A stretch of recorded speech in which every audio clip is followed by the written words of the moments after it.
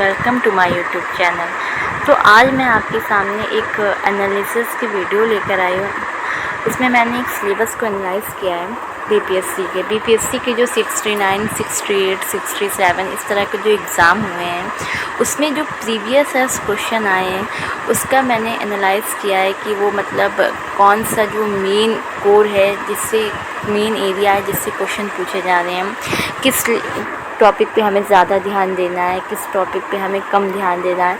इस तरीके से मैंने आपके लिए एक छोटी सी वीडियो बनाई है। आई होप कि ये वीडियो आपके लिए हेल्पफुल होगी। अगर मेरी वीडियो आपको पसंद आए तो मेरे चैनल को सब्सक्राइब कीजिएगा, वीडियो को लाइक कीजिएगा और इसे ज़्यादा से ज़्यादा अपने दोस्तों में शेयर कीजिएगा। तो चलिए फिर आगे वीडियो में आगे बढ़ते हैं। जैसा कि आप सबको पता ही होगा कि इसमें क्या होता है कि सबसे पहले जो है इस प्रीलिम्स की अगर बात करें तो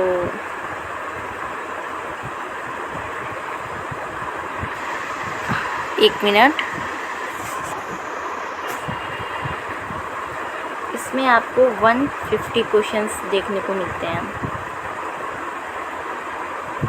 प्रीलिम्स एग्ज़ाम में आपको 150 क्वेश्चंस देखने को मिलते हैं और इसका जो सिलेबस है वो बहुत ही मतलब कह सकते हैं कि बड़ा सिलेबस है।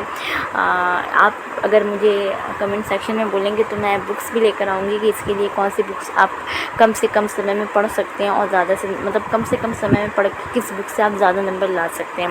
तो जैसे कि मैंने बताया कि 150 क्वेश्चन आते हैं। तो अब आगे अगर बात करें तो 150 क्वेश्चंस में से किस टॉपिक से कितने क्वेश्चन डिवाइड किए गए हैं, किस टॉपिक से कितने क्वेश्चन बनते हैं, इस पे अब बात करेंगे। ओके, तो फ्रेंड्स सबसे पहले जो टॉपिक की हम बात करने जा रहे हैं वो है हिस्ट्री का अपना एक कह सकते हैं कि बड़ा रोल होता है इस एग्ज़ाम में। हिस्ट्री से हर साल आपको इस पेपर में कम से कम 40+ क्वेश्चन देखने को मिलते हैं। ये एक दो ऊपर नीचे हो सकता है, बिल्कुल भी एकदम करेक्ट डेटा नहीं होता है ये। कम से कम पिछले 5-6 सालों का जो ट्रेंड होता है उसके अकॉर्डिंग हम लोग बताते हैं। तो कम से कम 40+ क्वेश्चन आपको हिस्ट्री में से देखने को मिलेंगे, जिसमें से कुछ जो है एंशियंट हिस्ट्री से आते हैं, कम से कम 5 क्वेश्चन, 5-6 रख लीजिए। मेडिवल से आपको देखने को मिलेगा 4 से 5 क्वेश्चन और बाकी ज़्यादा से ज़्यादा क्वेश्चन जो आपका पार्ट है वो मॉडर्न हिस्ट्री होता है, यानी जो हमारा आधुनिक इतिहास है। एक मिनट, बाकी जो है ज़्यादा से ज़्यादा जो क्वेश्चन है वो आपको मॉडर्न हिस्ट्री से देखने को मिलेगा। कम से कम 25+ क्वेश्चन इससे आते हैं मॉडर्न हिस्ट्री से। उसके बाद आता है बिहार के इतिहास, क्योंकि एक स्टेट वाइज एग्ज़ाम है तो अपने स्टेट से रिलेटेड क्वेश्चन तो पूछेंगे ही। तो हर साल आपको बिहार के इतिहास से रिलेटेड 7+ क्वेश्चन मिलते हैं। तो ancient history, medieval history, modern history और बिहार की हिस्ट्री, इन चारों को कंबाइन करके हर साल 35 से 40 क्वेश्चन एग्ज़ाम में देखने को मिलते हैं। चलिए अब हम बात करते हैं कि अब सेकंड नंबर पे जो हमारा टॉपिक देखने को मिलेगा वो होगा ज्योग्राफी।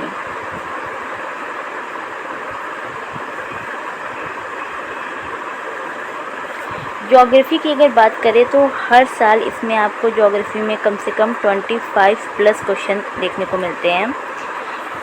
25+ क्वेश्चन ज्योग्राफी से आपको देखने को मिलेगा, जिसमें भौतिक भूगोल से कम 4 क्वेश्चन हो जाएंगे, विश्व भूगोल है, भारत का भूगोल है और इन्वायरमेंट एंड इकोलॉजी से ज़्यादा 1 क्वेश्चन 2 क्वेश्चन देखने को मिलते हैं। और फिर इसमें भी वही हो जाएगा कि बिहार से रिलेटेड ज्योग्राफी के आपको कम से कम इसमें भी 10+ क्वेश्चन रहते हैं जो बिहार से की ज्योग्राफी से रिलेटेड होते हैं। उसके बाद एक और टॉपिक इसमें आता है ज्योग्राफी में ही, वो होता है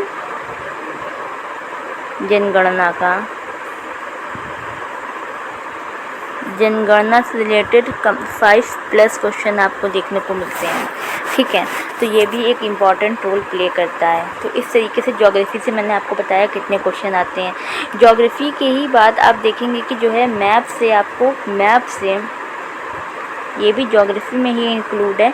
मैथ से आपको 10 प्लस क्वेश्चन देखने को मिल सकते हैं, 10 प्लस क्वेश्चन, यानी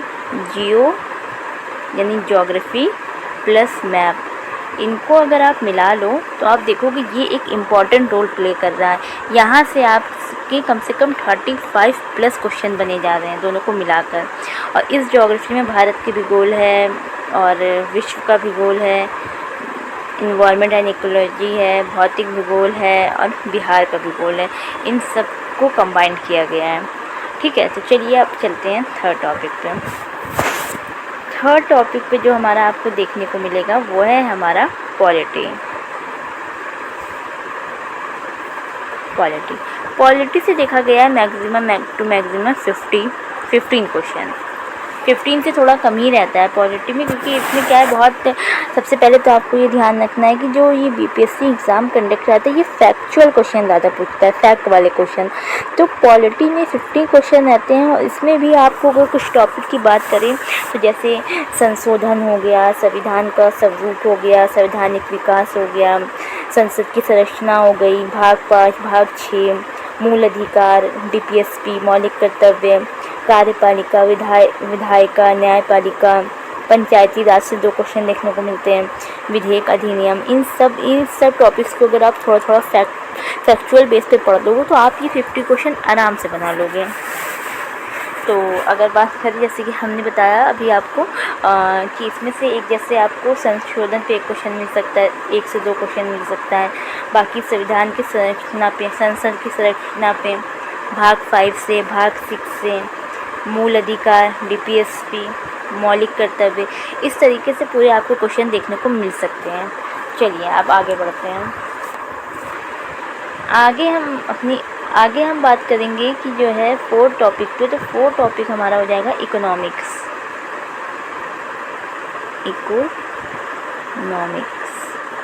इकोनॉमिक्स से भी बस 50 क्वेश्चन आते हैं, लेकिन ये क्या है कि जो इकोनॉमिक्स है आप समझ सकते हैं, इकोनॉमिक्स का क्या है कि थोड़ा हार्ड, मतलब आप इसका सिलेबस बहुत बड़ा है और क्वेश्चन आप देखेंगे हर बार कुछ अलग टॉपिक से पूछे जाते हैं।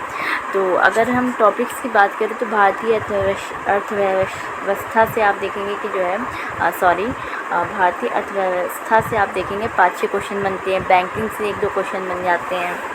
उसके बाद अगर बात करें तो कृषि, उद्योग, अन्य, इससे 1 क्वेश्चन बन जाता है, बजट से 1 क्वेश्चन बनता है, बिहार की अर्थव्यवस्था से क्वेश्चन बनता है, उसके बाद आर्थिक सर्वेक्षण से क्वेश्चन बनता है, उसके बाद कुछ समिति वगैरह रहती है। तो ये सब मिला के जो है 15 क्वेश्चन आपको देखने को मिलता है, 15 क्वेश्चन तक। ठीक है, अगर इकोनॉमिक्स में एक चीज़ की बात करें तो आप देखेंगे जो सबसे बड़ा रोल प्ले होता है इकोनॉमिक्स में सबसे जो ज़्यादा रोल प्ले करता है वो होता है हमारा इकोनॉमिक सर्वे। हमारे इकोनॉमिक सर्वे से कम आपको 10 क्वेश्चन देखने को मिल जाएंगे।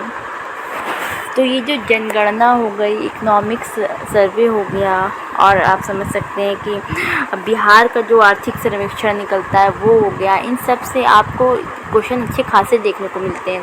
तो ये सब मतलब फैक्ट वाले क्वेश्चन रहते हैं, ये सब आप ज़रूर प्रिपेयर कीजिएगा। उसके बाद अगर आप वीडियो में आगे बढ़े तो हम देखेंगे कि जो हमारा 5वां टॉपिक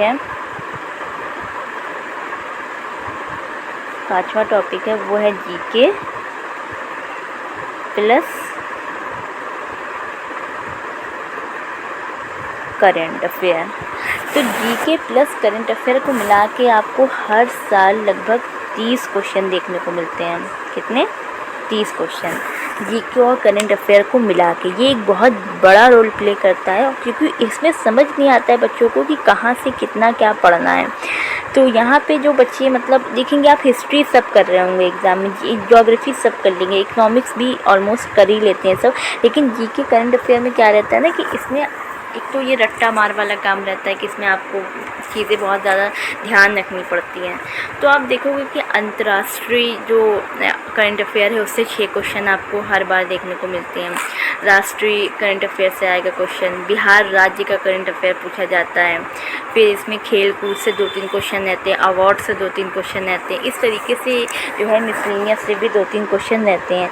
तो जीके का आपको एक इम्पॉर्टेंट रोल प्ले करता है। अगर आप मुझसे सोर्स पूछेंगे तो मैं एक नेक्स्ट वीडियो में आपको सोर्स भी बता दूंगी कि आपको हिस्ट्री कौन सी बुक से पढ़ना है, जीके कौन सी बुक से पढ़ना है और करंट अफेयर वगैरह किस बुक से आपको प्रिपेयर करना है, ठीक है।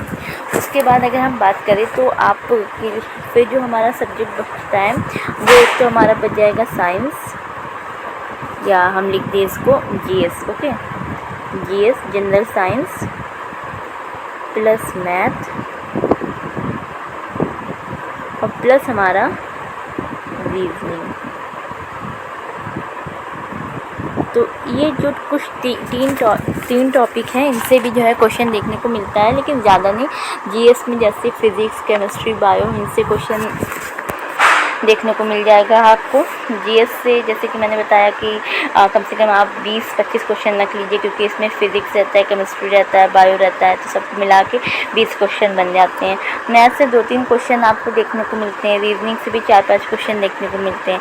तो इस तरह से ओवरऑल इसका आप मान सकते हो कि कम से कम 20-25 क्वेश्चन ये भी लेके जाता है, 20-25 क्वेश्चन। लेकिन अब वही है कि मतलब जनरल साइंस जो लोगों का बैकग्राउंड साइंस से है उन्हें इसमें दिक्कत नहीं होती, मैथ से जिनका बैकग्राउंड उससे दिक्कत नहीं होती, लेकिन जिनका बैकग्राउंड मैथ से नहीं, साइंस से नहीं, उनको थोड़ी प्रॉब्लम होती है। तो इसके लिए आपको कुछ नहीं, आप प्रीवियस क्वेश्चन पे ज़्यादा ध्यान दीजिएगा, मैथ का और साइंस के लिए, रीजनिंग के लिए आप प्रैक्टिस सेट पर ध्यान दीजिएगा, उससे ये चीज़ आपकी कवर हो जाएगी। तो आज की वीडियो में बस यही मैं आपको एक आज की वीडियो में बस मैं यही आपके सामने एनालाइज कर रही थी कि मतलब किस तरह से जो है किस टॉपिक से कितने क्वेश्चन पूछे गए हैं। नेक्स्ट वीडियो में मैं आपको एक रिसोर्स बताऊंगी कि आप कहाँ से किस टॉपिक को कम टाइम में कवर कर सकते हैं। तो चलिए आज की वीडियो में बस इतना ही था। अगर आपको मेरी वीडियो पसंद आई हो तो मेरी चैनल को सब्सक्राइब कीजिए, वीडियो को लाइक कीजिए और इसे ज़्यादा से ज़्यादा अपने दोस्तों के साथ शेयर कीजिए। तो चलिए अब मिलते हैं नेक्स्ट वीडियो में, जब तक के लिए थैंक यू।